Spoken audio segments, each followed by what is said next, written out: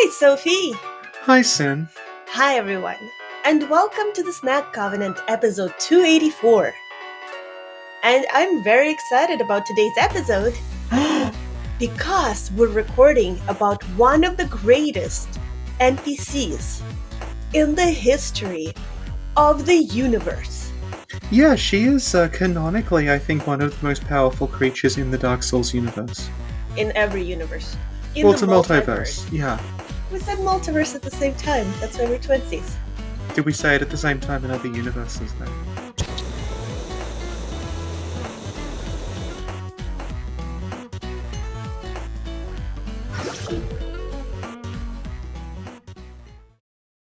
So, Sophie, Yes, Sin. could you please describe Shalquoir? Well, Sin, I was very interested in the origin of the name Shalquoir, Mm-hmm. so I looked it up. Mm-hmm. And it has no origin. Oh. But it's okay because names.org provides us with its own automatically generated meaning. S is for sensational. H is for hope. A is for agreeable. L is for love. Q is for questioning. U is for upstanding. O is for openness. I is for incorruptible. And R is for reward for your hard work.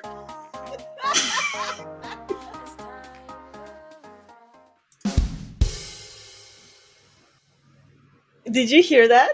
Yeah. What was that? It was a drum.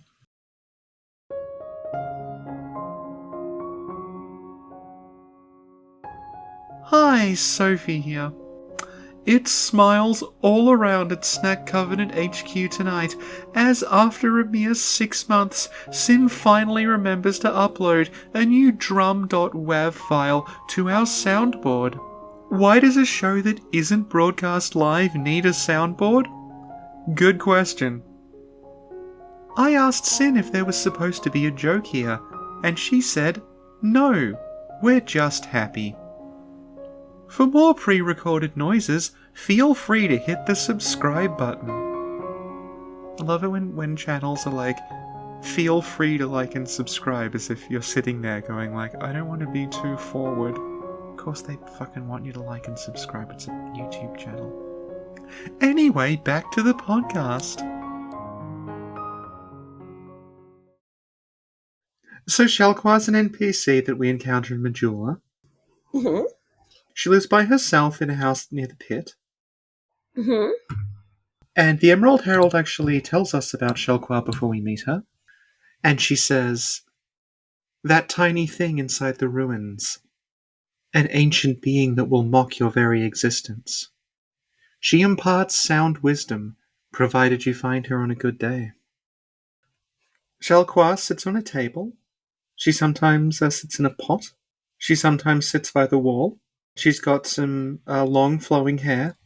She's voiced by Ghost from Ant-Man and the Wasp. That's amazing! Yeah. What's their name? I don't know. Let's look it up. Sweet Shalquoir, IMDb. And she has her own IMDb page. Well, she's an actor. No, Sweet Shalquoir. That's the joke, that Shalquoir has her own IMDb page, Sophie. Okay. I was being funny.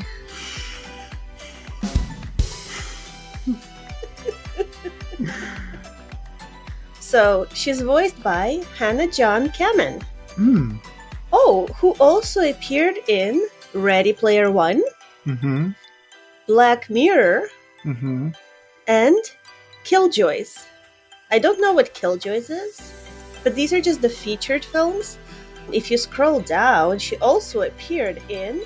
Oh my god, Sophie! Stop the presses. I just saw something. Was she in Fallout? Almost.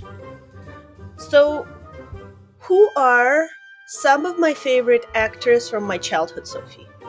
Arnold Schwarzenegger? Consequently, which are some of my favorite movies from my childhood? You said Witcher, and I thought you were saying Witcher. And I'm like, I don't know. I thought, does Arnold Schwarzenegger show up in The Witcher as Henry Cavill's dad? I don't know.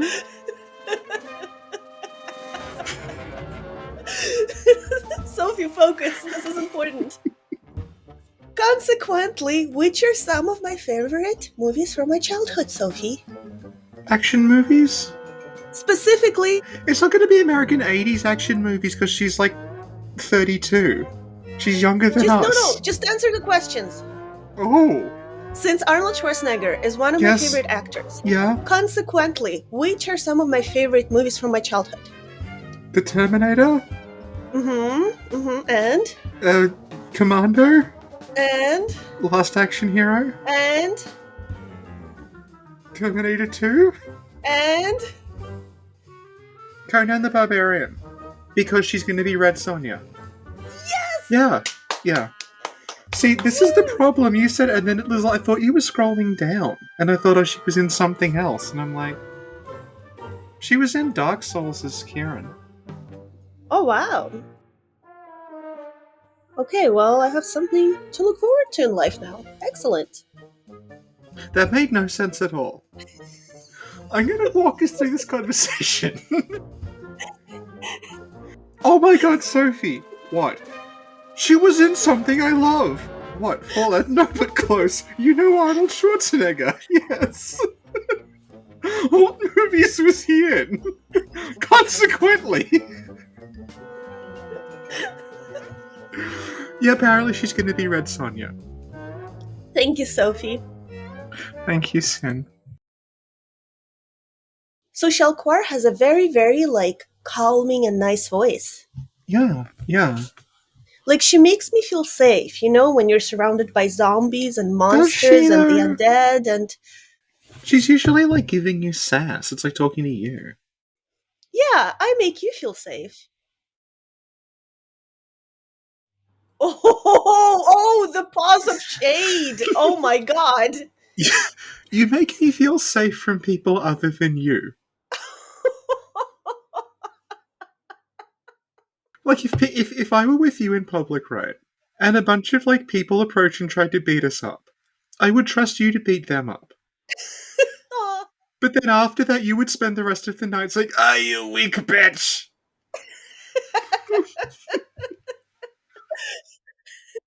That is the most romantic thing you've said to me, Sophie.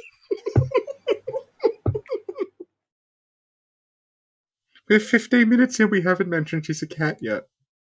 What? She's a cat? No.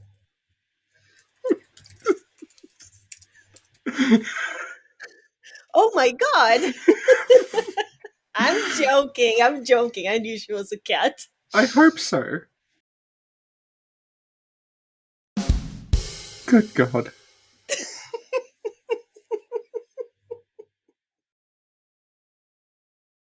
So, in Dark Souls 2, Shalquoir is also a merchant.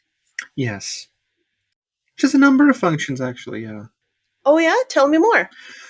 As well as being a merchant, she will allow you to abandon covenants. She keeps track of your covenant standing. Mm-hmm. And she gives you a lot of information about the world. Could you please elaborate on that? So Shalquoir's dialogue updates constantly throughout the game. Oh, it's you. What are you doing here? Have you lost your way?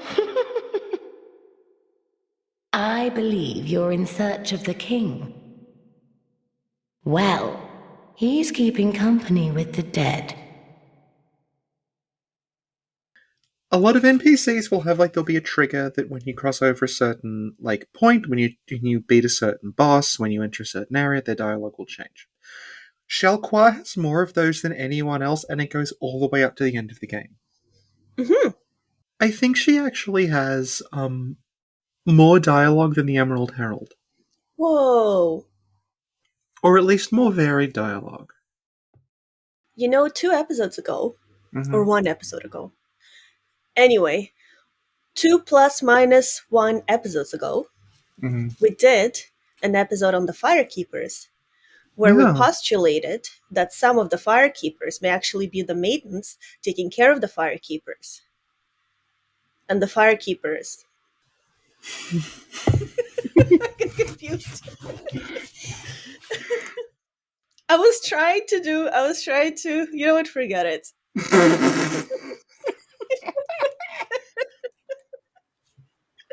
I was trying to say that maybe Shalquoir is the firekeeper and the Emerald Herald is the cat.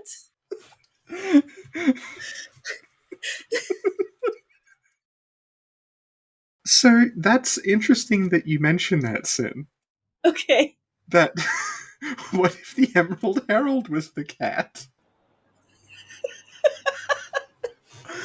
Because I think Shalquoir is like a direct draw on Japanese folklore. So if we look at the description of the silver cat ring that Shalquoir sells you, it says, legend has it that when cats grow old, a force brews within them and they are reborn as something new. Did you just say reborn?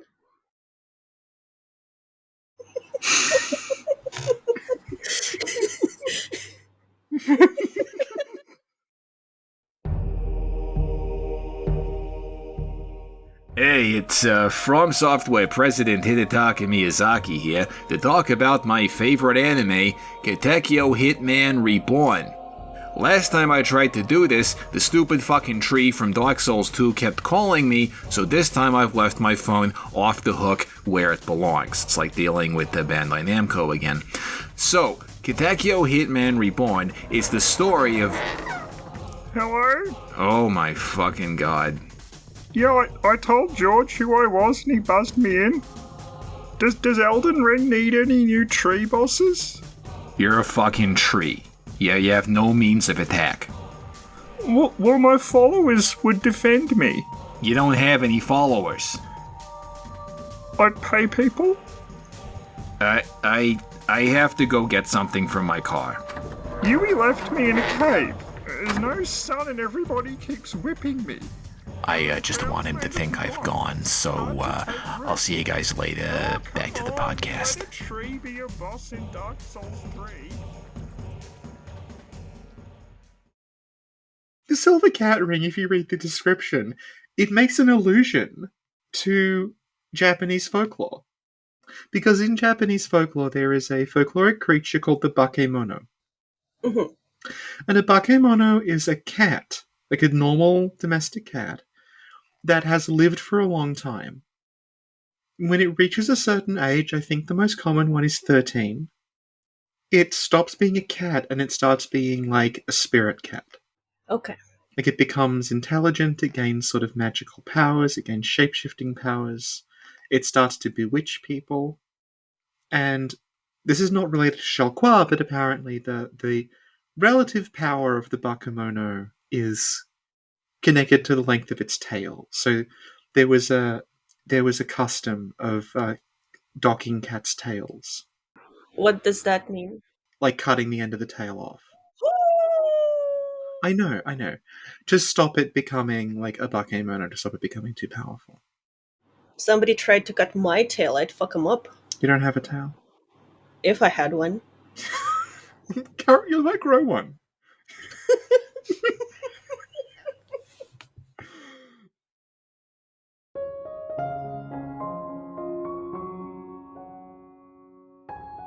Hi, Sophie here.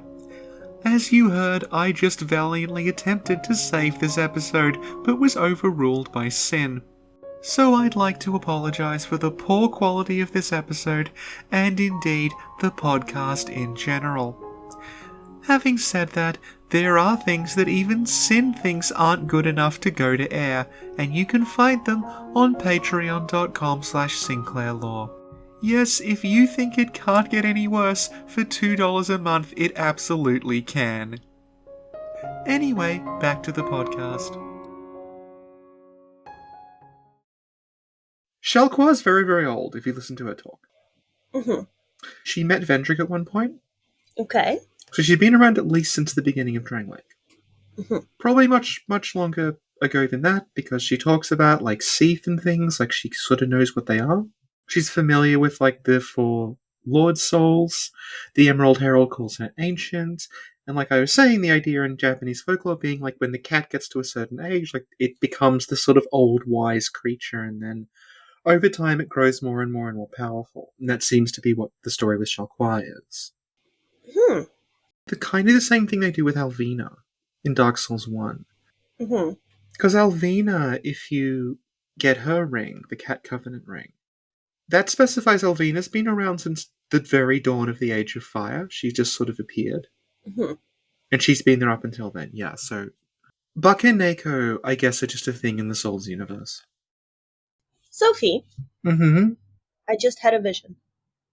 Oh. So you know how in Dark Souls 1, it's like, in the age of ancient dragons.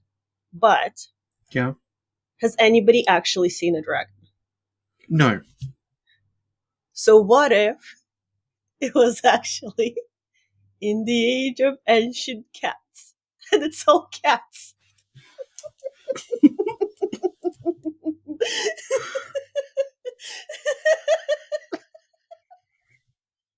Cats ruling the world. And then Gwyn finds the first flame and they're like, oh, meow, meow, meow, meow, meow, meow, meow. Speaking of ancient cats, you know how we did the episode on the firekeepers, and we also did an episode that I think's on Patreon about the kobold? Yes. The little thing, right. And it says the kobolds are kind of like the firekeepers' pets, maybe. And we talked about how the kobolds, they're kind of an inhabitant of the things betwixt area, which is itself like a limbo that's like outside time and space. They look like shaved cats.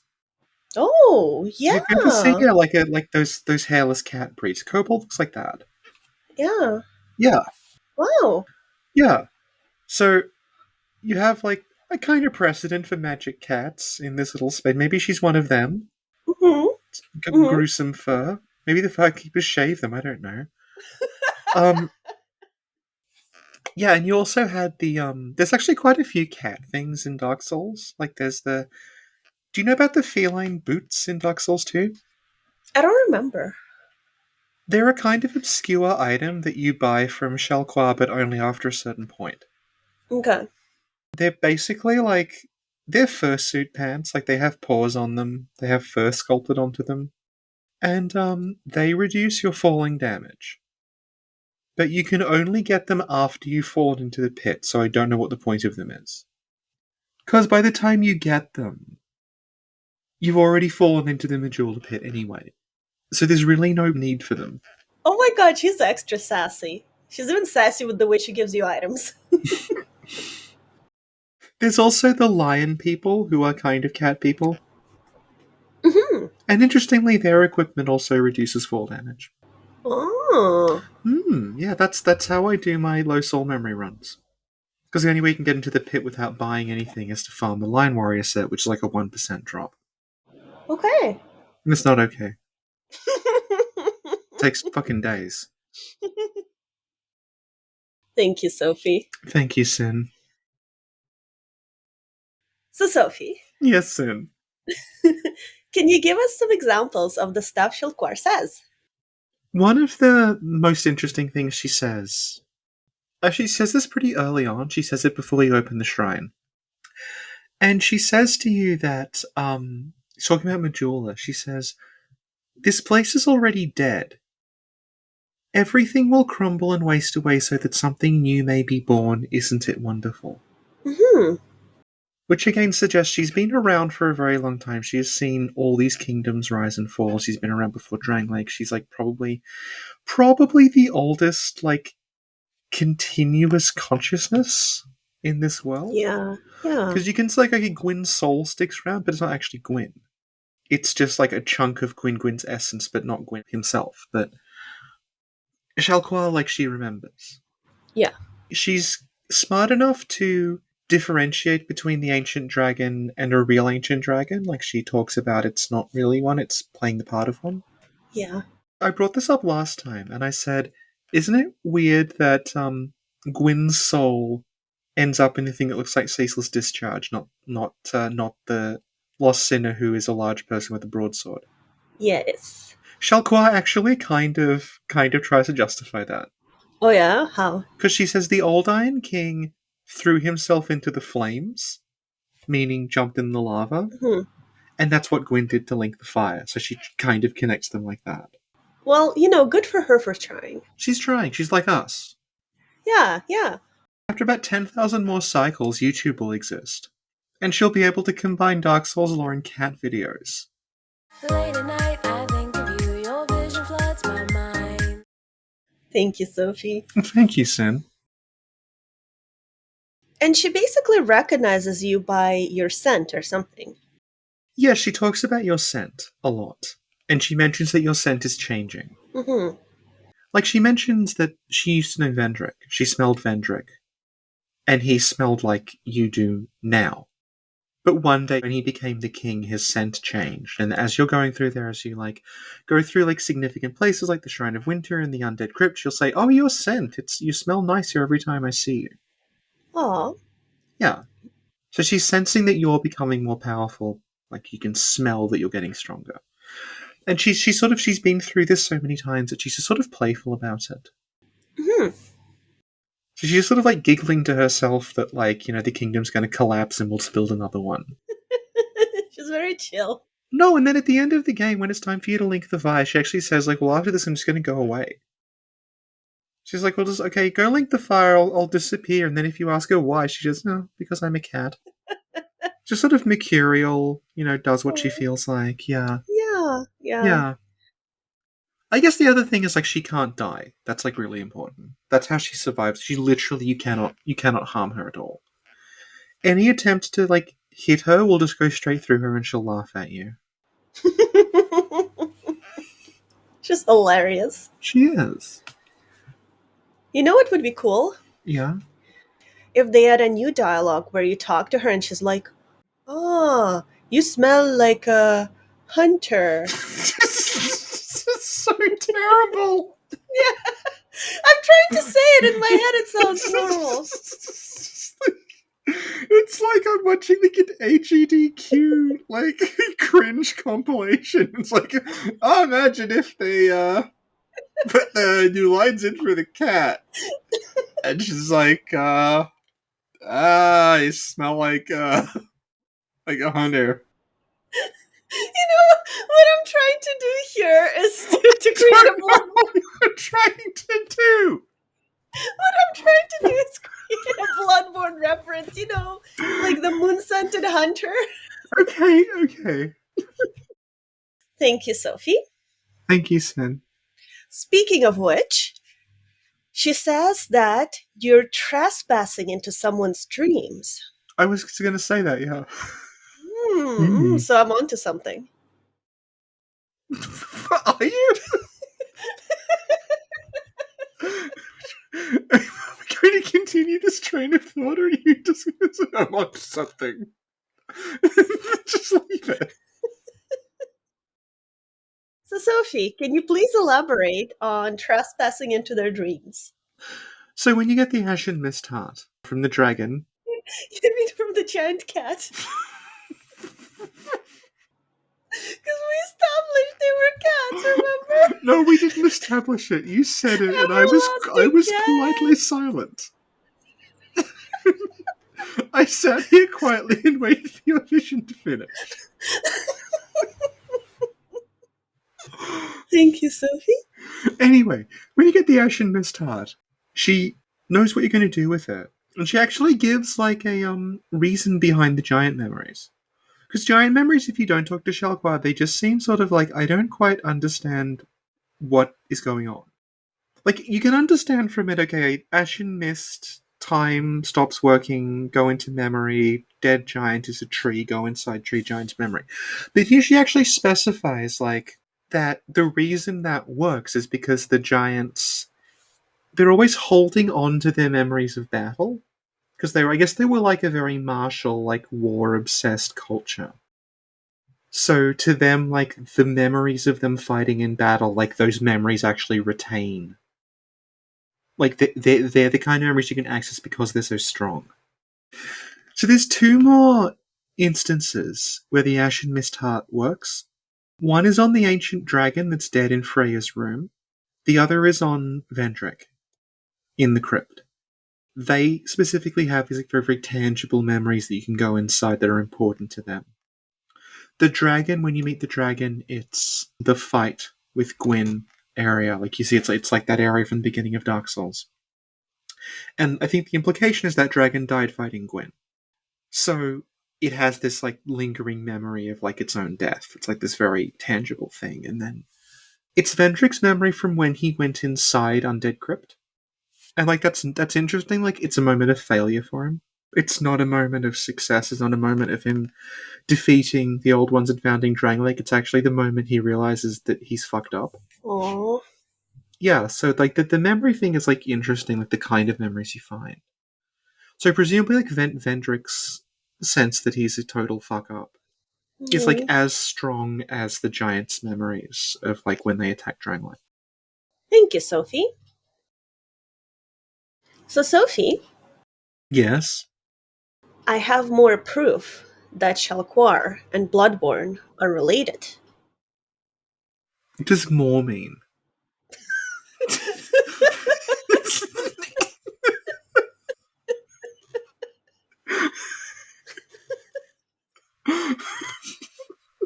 Could you please read the lines I sent to you on Discord? Why, certainly.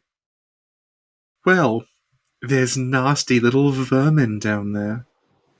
Vermin! You know what else is down there that's from Bloodborne? What? There's like a skull that looks like Lawrence's skull and it's on an altar. No, and I left a note there that says, visions of beast be wary of bleeding. Oh my god! About 3 people got it.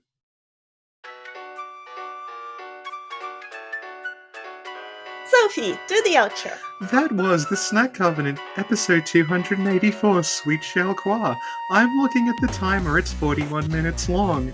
When this comes out, it better be around 5 or I'm not going to be happy.